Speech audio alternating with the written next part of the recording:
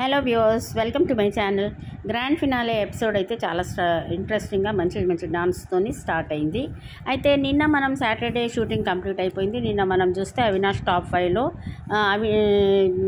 Hero Upendra వచ్చి అయితే అవినాష్ని తీసుకుపోయాడు హౌస్లోకి.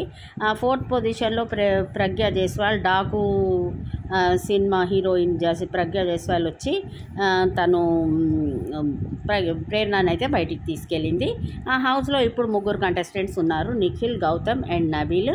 అయితే మనకి ఇక ఎపిసోడ్ స్టార్ట్ అయిపోయినాక తర్వాత అప్పుడు మధ్యలో షూటింగ్ అయితే ఉంటుంది వెనకాల. హౌస్లో అయితే 3 కంటెస్టెంట్స్ ఉన్నారు. టాప్ 3లో ఉన్నప్పుడు అయితే మనీ ఆఫర్ చేస్తారు. ఒక 20 lakhs నబీల్, గౌతమ్, ఇంకా ఎవరు తెలియదు ఎవరు టాప్ 3. తర్వాత టాప్ 3కి మనీ ఆఫర్ ఇచ్చినాక టాప్ 2 కూడా 30 to 40 lakhs ఆఫర్ చేస్తారు. అయితే ఇప్పుడు మనం నిఖిల్ అండ్ గౌతమ్ అయితే క్యాష్ తీసుకునే అవకాశం లేదు. నిఖిల్ ఫస్ట్ నుంచి కన్సిస్టెంట్గా ఆడుతాడు, గేమ్స్ చాలా బాగా ఆడుతుండు, చాలా మంచిగా టాప్ రేస్లో ఉన్నాడు స్టార్టింగ్ నుంచి. గౌతమ్ కూడా వైల్డ్ కార్డ్గా ఎంట్రీగా ఇచ్చాడు, మంచిగా పోటీ ఇస్తున్నాడు. గౌతమ్ కూడా క్యాష్ తీసుకునే అవకాశం లేదు. అయితే నబీల్ నేను కప్ కొరకు వచ్చాను అంటున్నాడు, కానీ ఫ్యామిలీ మెంబర్స్ ఉంటారు కాబట్టి ఫ్యామిలీ మెంబర్స్కి వాళ్ళ పొజిషన్ తెలుసు కదా, వాళ్ళది ఏంటిది అనేది.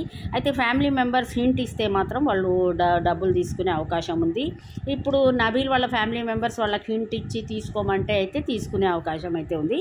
నబీల్ తీసుకున్నడే బెటర్, ఎందుకంటే వైల్డ్ కార్డ్స్ వచ్చినాక నబీల్ గేమ్ అంతా ప్రాపర్గా లేదు.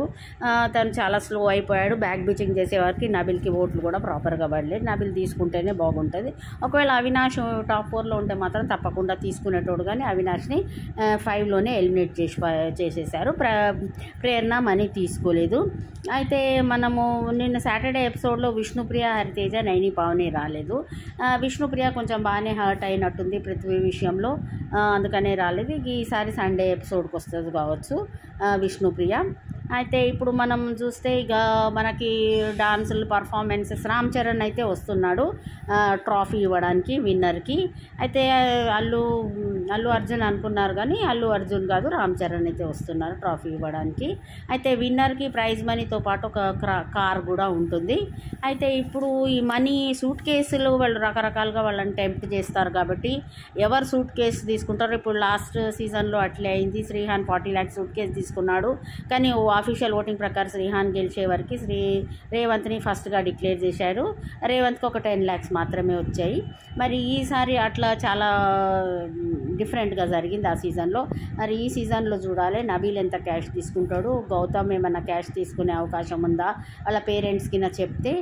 నిఖిల్ అయితే క్యాష్ తీసుకోడు. నిఖిల్ ఆయన ఫస్ట్ నుంచే నేను విన్నర్ అవుతా అనే మంచి హోప్లో ఉన్నాడు. ఇక ఆ సస్పెన్స్ అయితే ఇవాళ నైటే వీడుతుంది. మనకి ఎపిసోడ్ అయిపోయినాక సైమల్టేనియస్గా లైవ్లోనే షూటింగ్ అవుతుంది విన్నర్ది.